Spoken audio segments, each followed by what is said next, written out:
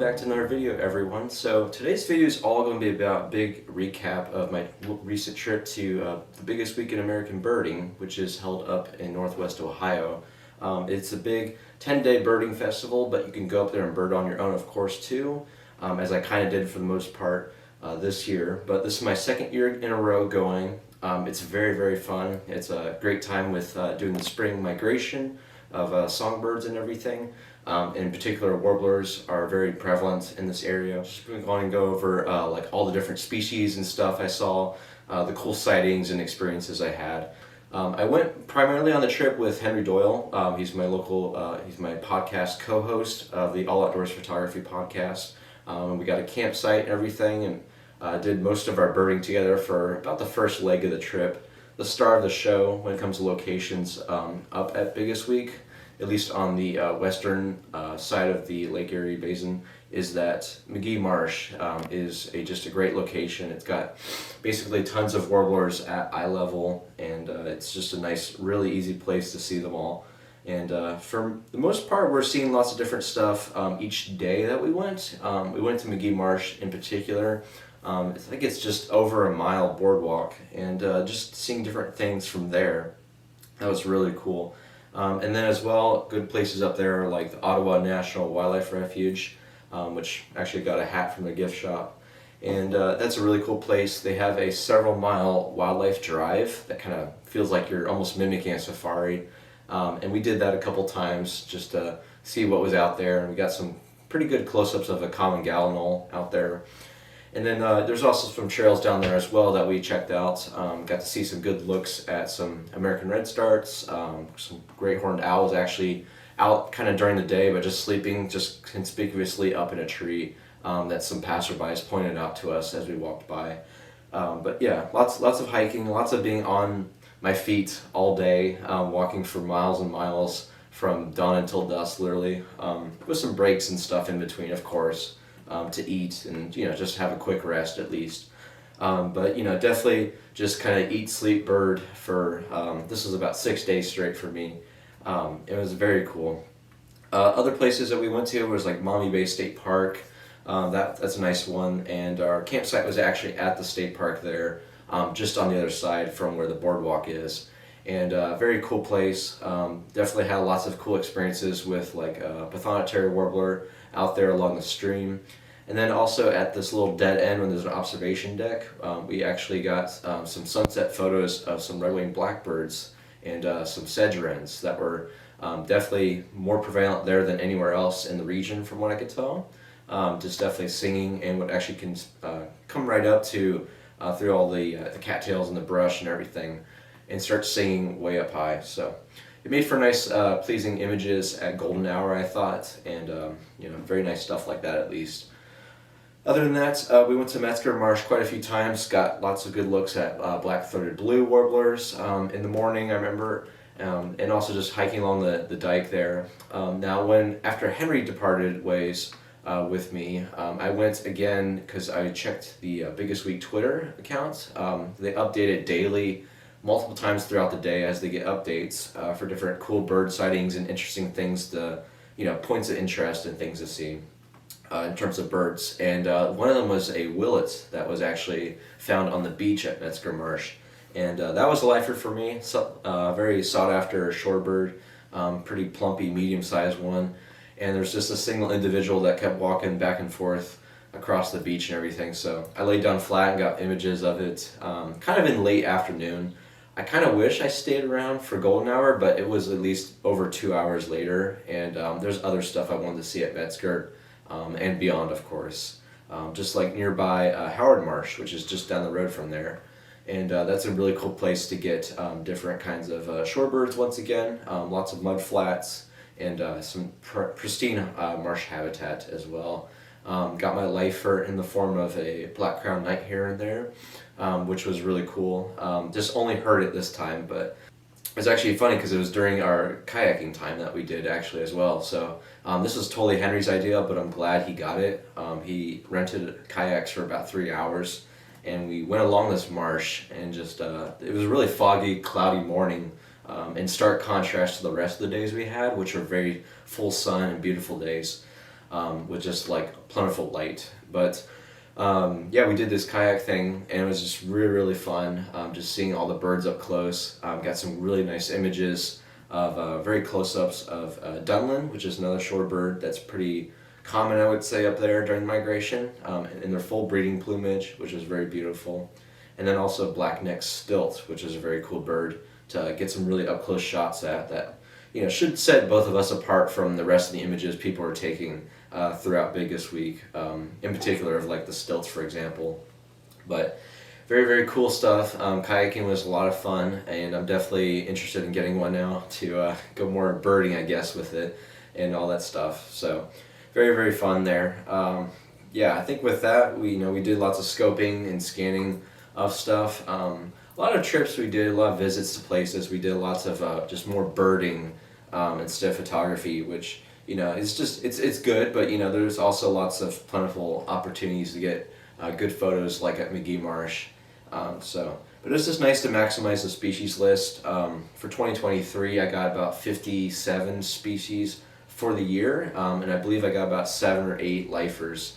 I'd say probably the biggest one I got was actually the purple gallinule, which was at the very, very end of my trip. That was like day 6 in the afternoon, and I was just following this lead all the way at Sheldon Marsh, which is kind of more central along the lake there. If you just kind of hug the lake a little bit and you go towards Sandusky Bay, and that was a really cool find to, you know, share with a group of people around me and talk about our experiences birding and, you know, where we're all from, simply, since I'm not terribly far away compared to some people that travel way across the even country and world to go to this migration route. But yeah, that was a very, very cool place there at, actually it was Pipe Creek, I'm sorry. But Sheldon Marsh was also a place I went to that day, which is a very cool place. It's a state nature preserve. So lots of new places this year.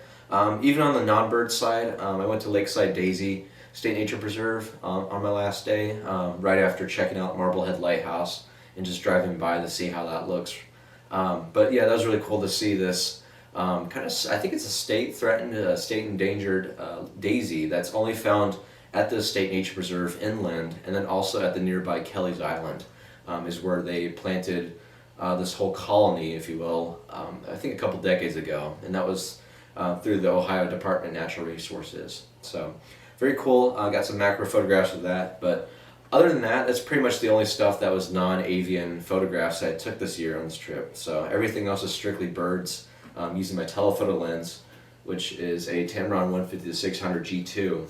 And my first real time getting some in-the-field tests with this lens. I know it's a few years old by now, but this is my first experience getting it.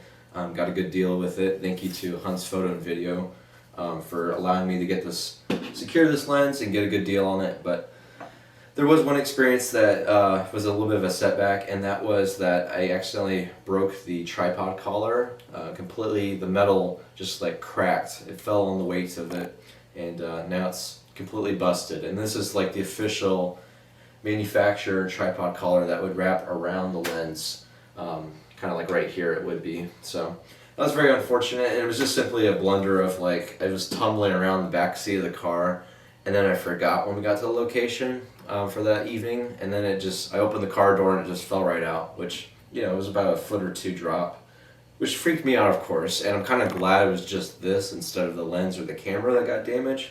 Fortunately, this took the brunt of the fall, but very unfortunate. You know, these things aren't cheap, and they're also hard to find just this individual part as well. So I had to rebuy or repurchase like a non-official one, I guess. So that doesn't look quite as good, and I hope it works. I hope it still can support the weight of the camera strap across me and keep everything just fine, and I shouldn't have to worry about, you know, it falling again or something from being a lower quality tripod collar anyways. So yeah, with that, yeah, I got different stuff at the different brochures. I got tons of them. Not even everything's here on the table, but I got a lot this year. And different magazines from all the different vendors and the bird tours. Like American Birding Association had some magazines, different ones. These are like the back issues, so nothing that's like too terribly up to date. These are the Bird Conservancy, American Bird Conservancy that is, but their magazine, so I got some of these. And then this was a cool find actually. This is something I was looking at getting. It's only about $22 actually, so it's a good deal. But it's a spiral bound. It's got like nice, beautiful, full color photographs, and it's a Lake Erie birding trail guide. Because I noticed that a lot of locations I bird at up there now, they have this little black crown night heron symbol. It's kind of hard to see. I'm sorry, but it says Lake Erie, Ohio Lake Erie Birding Trail, and they have different numbers in each one. So there's basically a whole trail system that is dedicated to this, and this whole guidebook here breaks down the locations, which is super useful. It shows you different points of interest, the habitat, noteworthy rarities, and then just different things you may see. And it has, like I said, full color photographs that people have taken, as well as maps of these locations. So it seems like a really nice resource to have here. So in case I go, or in case, I definitely will go back, but this will be a nice resource to bring along with me, or just to have some research and knowledge at the forefront as I go back up, because I definitely want to, in my next future visits, is to go along the Cleveland side, the eastern side of the lake, and maybe even just do a little tour that kind of just wraps around the entire lake, just going along that and everything. So I think that'd be very, very cool. Other notable things I got at gift shops, these aren't bird related really, but I got some mushrooms of the upper Midwest, and then some edible wild berries and fruits field guides. And I got these mainly because these are Adventure Publication field guides, which are my favorite because I use Stan Tekela, his bird field guides that are published through these. So kind of looks nice in the collection to have similar looking field guides, but these look like great resources to learn more about the subject matter they are.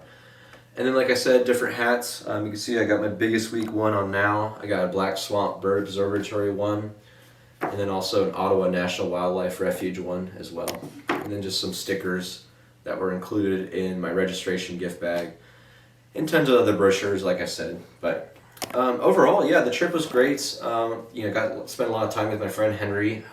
Just birding and all that fun stuff, and just sharing a cool experience like that. Other people I saw were Brandon Ho. He was really fun to see just because I was not expecting it, I guess, and we just kind of literally crossed paths. And then the next day, because he had about 30 hours to bird up there, we spent like a good portion of the morning at McGee Marsh just chatting and stuff, and just seeing what birds were out there. And then also Cole Waltner, can't forget him, of course. We made plans to meet up, and unfortunately Henry couldn't meet him, but I did. And we spent probably about half a day or so just out birding. He's all the way from Montana, but he was on our podcast a while back when we did it. And very cool to finally meet him. He got some great photographs from what I can tell, and it was a great experience. So sharing that with other people, of course, strangers, acquaintances, and friends alike. Definitely got a lot of different birds that I was not expecting this year. A few that I wish I saw, like Magnolia Warbler. White-eyed vireo was one I didn't get to see this year, and then my nemesis, the hooded warbler, which I just seem to can't find. It's like I know where they're at, but I just can't seem to get one pretty readily available in a photograph of it too. So it's just what it is. But I got enough surprises I think this year that kind of more than made up for it, and that's totally okay with me. But like I said, just increasing the life list. I think I'm at 214 now. Which is pretty great, and I got some photographs of stuff that, once again, I also wasn't expecting to get photographs of. So I just recommend, if you want to go up there in May, I would say, try and do it. Try and even set aside a few days or a week if you can, just to kind of see how the migration ebbs and flows with time, because it is very weather dependent, both in the grand scheme of things with climate change, but also just each little weather system day by day, to see really, what's going to maximize your amount of species. I think with that being said, this should be it for the video. Thanks so much for watching. Hope you learned something, or got you inspired to go up there and bird some more. And it's good all times of year, of course, but spring in particular is definitely, I would say, very, very special up there. So thanks so much for watching, everyone, and I hope you have a great day. Thank you.